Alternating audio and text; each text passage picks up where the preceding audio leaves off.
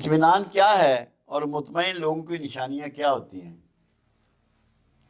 اگر خواہشیں موجود ہیں تو اطمینان موجود نہیں ہے، اگر ڈیمانڈ موجود ہے تو اطمینان موجود نہیں ہے، اگر کمپلینٹ موجود ہے تو اطمینان موجود نہیں ہے،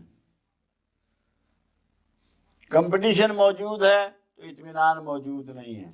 قرآن حکیم نے 3 چیزیں بیان کی ہیں: نفس امارہ، نفس لوامہ، نفس مطمئنہ۔ نفس مطمئنہ والے کون لوگ ہیں؟ جو راضی برضا، راضی بقضا، جو کچھ اللہ کی طرف سے آنے والا ہے اس کو قبول کرتے ہیں اور شکوہ نہیں کرتے، کوئی گلہ نہیں کرتے۔ آپ دیکھیں رسول اللہ صلی اللہ علیہ وسلم کی زندگی کا مطالعہ کریں، ان 2 حسین ہونٹوں پر ایک پوری زندگی میں شکوے کا جملہ نہیں ہے۔ کون سی صحبت ہے جو میرے آقا نے نہیں اٹھائی؟ اطمینان میں وہ ہوتا ہے کہ جو پہلے ترک خواہشات ہوتی ہیں، پھر ترک گلہ ہوتا ہے، ترک شکایت ہوتی ہے۔ یہ چیزیں نہیں ہوتی، بلکہ 3 بڑی علامتیں ہوتی ہیں۔ جو مطمئن آدمی ہے اس کے پاس ڈیمانڈ نہیں ہوتی، پہلی چیز۔ نمبر 2، اس کے پاس نہ موسم کا، نہ حکومت کا، نہ لوگوں کا، نہ پھل کا، نہ سبزی کا، نہ ذائقے کا، نہ کڑوے کا، نہ میٹھے کا، شکایت نہیں ہوتی۔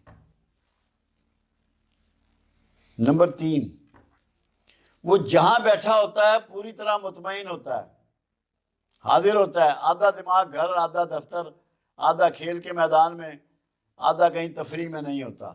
بھرپور، مکمل، کامیاب جہاں موجود ہوتا ہے وہاں دل و دماغ کے ساتھ موجود ہوتا ہے۔ پھر جب وہ کوئی فیصلہ کرتا ہے اور فیصلہ ناکام ہو جاتا ہے، اس کو بھی اسی طرح آن کرتا ہے جیسے کامیاب فیصلوں کو، اس پہ شرمندہ نہیں ہوتا، کوستا نہیں ہے اپنے آپ کو، بددعائیں نہیں دیتا۔ اور تیسرا یہ کہ جب وہ سونے کے لیے لیٹتا ہے تو 1 منٹ کے 1000ویں حصے میں وہ سو جاتا ہے، اس کو نیند ارینج نہیں کرنی پڑتی، کوئی تھاٹس نہیں آتے، کچھ نہیں ہوتا، اس کا من بالکل مطمئن ہوتا ہے،